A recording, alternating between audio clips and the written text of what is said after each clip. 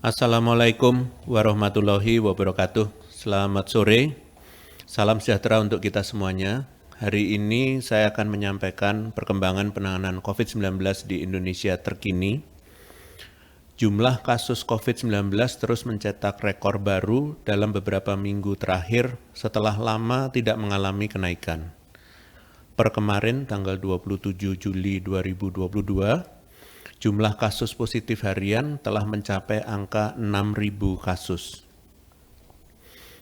Terakhir kita mencapai 6.000 kasus per hari adalah pada bulan Maret lalu. Peningkatan terjadi perlahan tapi pasti, dari mulai 1.000 kasus pada awal Juni, kemudian 2.000 kasus pada awal Juli, dan dalam waktu 1 bulan angka tersebut naik 3 kali lipat menjadi 6.000 kasus. Kasus positif yang meningkat ini juga berdampak pada peningkatan kasus aktif pula. Per kemarin, kasus aktif telah mencapai angka 46.000, di mana sudah lama kita tidak memiliki kasus aktif sebanyak ini. Tercatatkan bahwa terakhir di bulan April, kita memiliki kasus aktif sekitar 46.000 dan sekarang kembali terulang. Selain itu, kasus kematian juga mulai mengalami kenaikan selama 3 hari terakhir, yaitu selalu di atas 10 kematian per hari. Adanya peningkatan kasus positif, kasus aktif, dan kematian ini terefleksikan pada positivity rate mingguan yang saat ini telah 3 minggu berturut-turut berada di atas ambang batas WHO, yaitu 5%. Per minggu ini, positivity rate mingguan nasional adalah sebesar 6,07%, dengan jumlah orang yang diperiksa juga mengalami kenaikan yang cukup signifikan dibandingkan awal Juli lalu, yaitu naik 52%. Di minggu ini jumlah orang yang diperiksa mingguan mencapai hampir 550.000 orang. Kenaikan jumlah orang yang diperiksa COVID-19 ini patut diapresiasi karena artinya terjadi peningkatan kesadaran masyarakat untuk tes COVID-19 ketika mengalami gejala maupun kontak erat. Semakin banyak orang yang diperiksa, maka semakin akurat besaran dan sebaran COVID-19 di tengah masyarakat. Angka ini penting untuk ditingkatkan hingga setidaknya 1 juta orang diperiksa dalam 1 minggu. Kabar baiknya, meskipun kasus positif, kasus aktif, dan positivity rate meningkat, namun angka keterisian tempat tidur atau BOR cenderung stabil rendah di 34 provinsi di Indonesia, yakni di bawah 15%.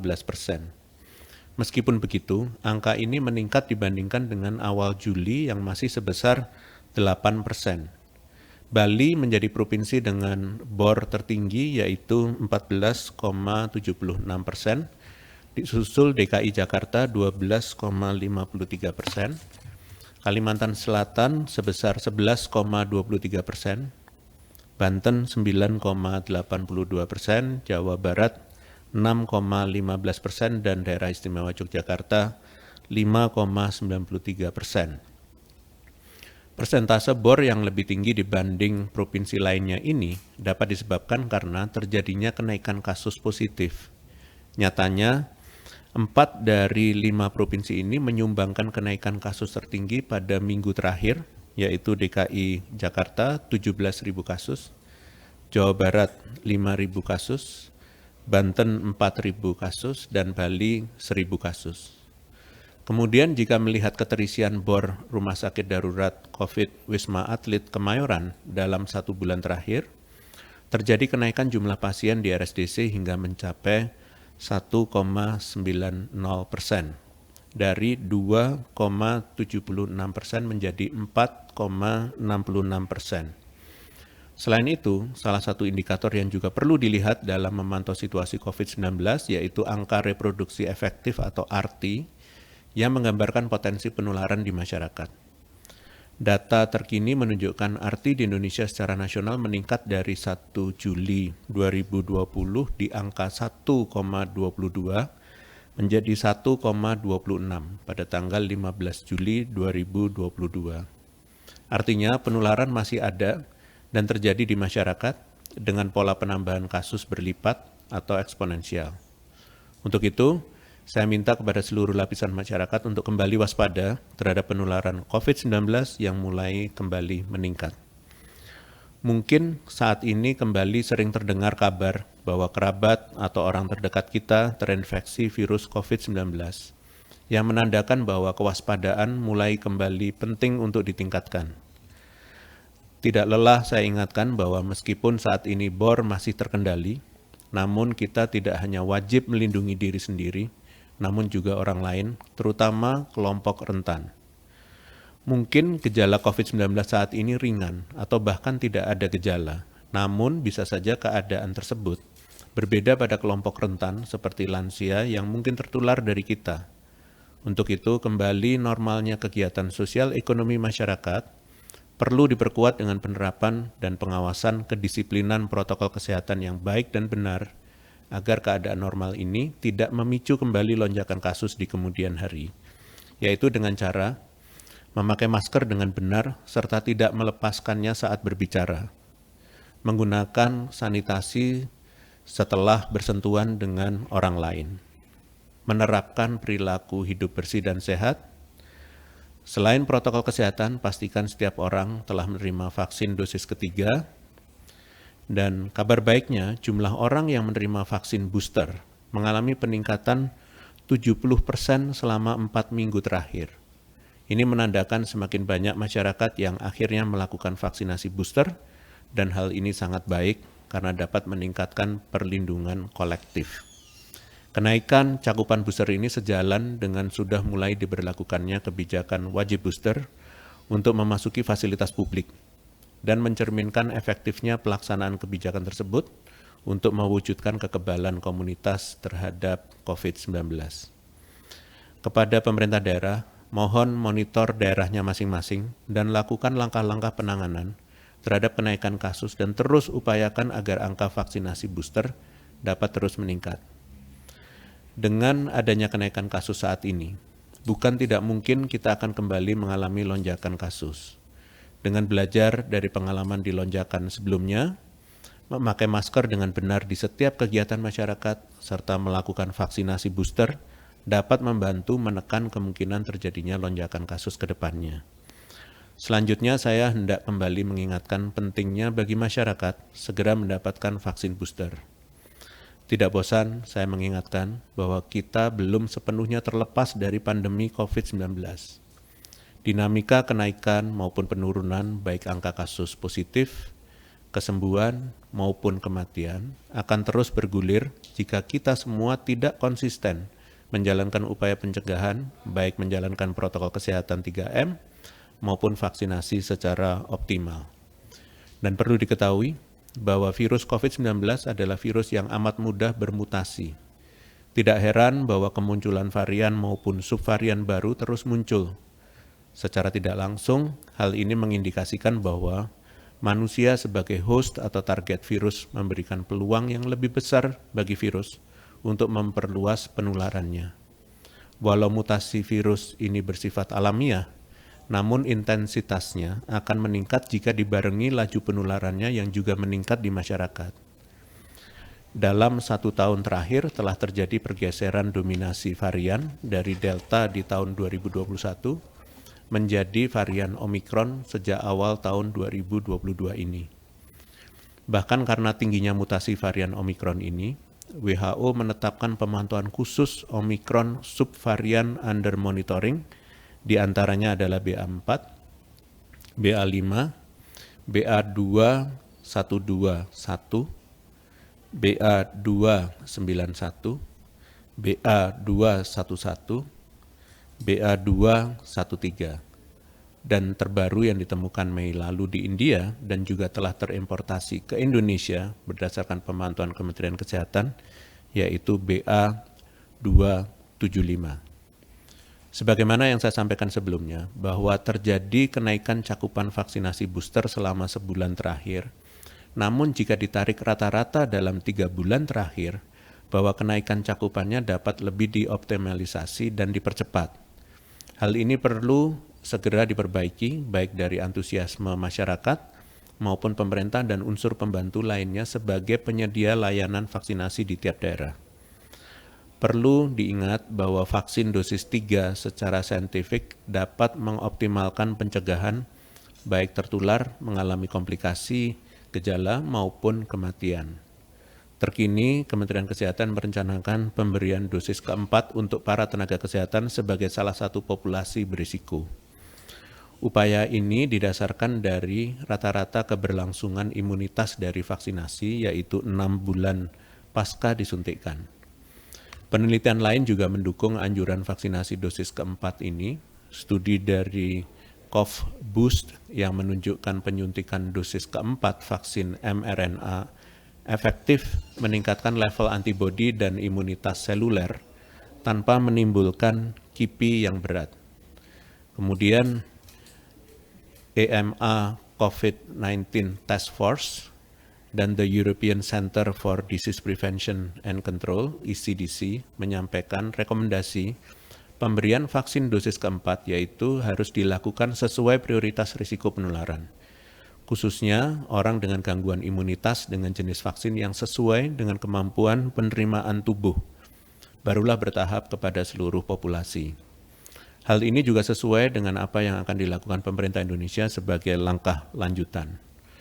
Untuk itu, saya memohon agar kita kembali membangun semangat kolaborasi pentahelix antara akademisi, wiraswasta, masyarakat, pemerintah, dan media. Jangan sampai buah perjuangan kita melawan COVID-19, yaitu terkendalinya kasus hampir selama 3 bulan lalu, dapat berubah dalam waktu yang cepat dan kembali tidak terkendali akibat kelalaian kita. Pemerintah Indonesia berkomitmen akan terus konsisten melakukan pengendalian COVID-19 sampai tuntas. Sebagai yang diatur dalam surat edaran Menteri Dalam Negeri bahwa saat ini Bupati, Wali Kota wajib memberlakukan peraturan sudah divaksin booster sebagai syarat memasuki ruang publik, yaitu perkantoran, pabrik, taman umum, tempat wisata, lokasi seni, budaya, restoran atau rumah makan, kafe, pusat perbelanjaan atau mal atau pusat perdagangan, dan lain-lain. Kecuali bagi orang yang tidak bisa divaksinasi booster dosis ketiga karena alasan kesehatan ataupun usia yang belum genap 18 tahun. Khusus untuk syarat pengecualian ini akan terus berkembang sesuai dengan perluasan cakupan vaksinasi booster ke depannya. Screening ini dilakukan dengan memanfaatkan aplikasi Peduli Lindungi, dan khusus penderita gangguan kesehatan tertentu wajib menunjukkan bukti surat keterangan dari dokter, dari rumah sakit atau fasilitas kesehatan pemerintah. Namun, selain peraturan yang akan berimbas pada kelancaran kegiatan masyarakat, pemerintah daerah baik bupati sebagai pelaksana maupun gubernur sebagai pengawas wajib mempermudah akses masyarakat untuk bisa divaksin dosis ketiga, yaitu meningkatkan sentra vaksinasi maupun edukasi yang mengiringinya. Khusus kepada masyarakat, saya mohon agar bersikap kooperatif dengan peraturannya yang ada. Segera datangi sentra vaksinasi terdekat untuk booster. Anda dapat mencari informasi lokasi sentra vaksinasi terdekat dengan memanfaatkan teknologi internet seperti Google Maps atau mendatangi fasilitas kesehatan milik pemerintah seperti rumah sakit dan puskesmas, maupun pada beberapa rumah sakit swasta maupun fasilitas publik. Dan kedepannya dinamika penanganan termasuk kebijakan terkait vaksinasi akan bergantung pada situasi yang ada. Dinamika varian yang menyebar secara global dapat meningkatkan peluang perubahan kebijakan. Dimohon seluruh pemangku kepentingan siap dan selalu mengikuti perkembangannya. Mohon dicatat bahwa vaksinasi sendiri tidak dapat menjamin seseorang terlindungi sepenuhnya dari COVID-19. Untuk itu, tetap jalankan upaya pencegahan lain, baik perilaku hidup bersih dan sehat maupun imunitas pribadi. Demikian konferensi pers hari ini, saya lanjutkan dengan sesi tanya-jawab media. Terima kasih. Terima kasih, Prof. Pertanyaan pertama dari fatberita1.com dan Singgih dari kompas.com. Mohon update pelaksanaan PTM atau pembelajaran tatap muka 100% di tengah kenaikan kasus COVID-19. Apakah tidak ada kasus COVID-19 klaster sekolah? Terima kasih. Baik, terima kasih berita1.com dan kompas.com. Perlu kita ketahui kenaikan kasus bisa terjadi kapan dan di mana saja. di masa transisi pandemi COVID-19, sekolah yang menerapkan PTM 100% wajib mengetatkan protokol kesehatan, baik mencuci tangan, memakai masker, dan menjaga jarak aman, baik saat berada di rumah sebelum berangkat, perjalanan menuju sekolah, maupun di lingkungan sekolah. Kemudian, meskipun sudah ada kasus COVID-19 pada beberapa sekolah di Indonesia, penting saya himbau kepada kepala sekolah, guru, maupun tenaga pendidik untuk mulai menggerakkan kampanye perilaku hidup bersih dan sehat, serta menghimbau seluruh anak didiknya untuk melakukan vaksinasi terdekat sebagai upaya menjaga herd immunity dan terhindar dari COVID-19. Terima kasih. Baik Prof, pertanyaan kedua dari Dandi dan Singgih dari kompas.com. Izin mau mengkonfirmasi mengenai vaksinasi dosis keempat, apakah nantinya masyarakat juga akan menerimanya selain para nakes ya Prof? Dan mulai kapan masyarakat diberikan vaksin dosis keempat? Terima kasih. Terima kasih kepada kompas.com. Mekanisme pemberian vaksin dosis keempat akan tetap mengikuti skala prioritas sebagaimana vaksinasi yang dilakukan sebelumnya, sehingga sangat memungkinkan adanya perluasan target sasaran, mengingat tidak hanya tenaga kesehatan yang berisiko tertular. Selanjutnya, saat ini pemerintah berfokus melakukan pelaksanaan vaksinasi booster atau vaksinasi dosis ketiga. Oleh karena itu, tidak bosan-bosan saya sampaikan untuk saling jaga, saling mengajak kepada masyarakat yang belum booster, apalagi di tengah peningkatan kasus COVID-19. Mari kita jaga kelompok rentan seperti lansia dan komorbid. Baik Prof, pertanyaan ketiga dari Dian Republika. Menurut kabar di masyarakat saat ini, mendapatkan fasilitas perawatan agak sulit karena kasus COVID-19 yang rendah sehingga banyak bed beralih lagi untuk pasien biasa non-COVID. Baik, terima kasih Republika. Kementerian Kesehatan telah membuat pedoman konversi bed saat keadaan kasus meningkat maupun landai, dan diharapkan tiap daerah dapat mengawasi fasilitas kesehatan yang ada untuk menjalankan pedoman tersebut dengan baik, agar mencegah kelalaian penanganan pasien. Terima kasih. Baik Prof, pertanyaan terakhir dari Suryo Utomo, CNN TV. Apakah Satgas COVID bisa akan memberikan keterangan pers soal kepulangan jemaah haji yang tanpa tes PCR dan karantina? Bagaimana antisipasi pemerintah terhadap kepulangan jemaah karena varian baru dan potensi peningkatan kasus? Terima kasih. Sesuai dengan surat edaran Dirjen P2P Kementerian Kesehatan terbaru bahwa ditetapkan wajib screening antigen COVID-19 bagi setiap individu di bawah pengawasan kantor kesehatan pelabuhan, dinas kesehatan setempat, dan serta pihak yang terkait logistik lainnya, di mana sebelumnya hanya diberlakukan secara acak. Penemuan adanya kasus positif di pintu masuk akan segera diisolasi di pintu-pintu masuk tersebut, namun saya berharap penemuan kasus positif tidak terjadi lagi di masyarakat. Untuk itu, kita tidak boleh lengah, egois, dan dengan sengaja tetap menjalankan kegiatan di tempat publik walaupun sedang terkonfirmasi positif. Demikian konferensi pers pada sore hari ini. Terima kasih atas perhatiannya. Wassalamualaikum warahmatullahi wabarakatuh.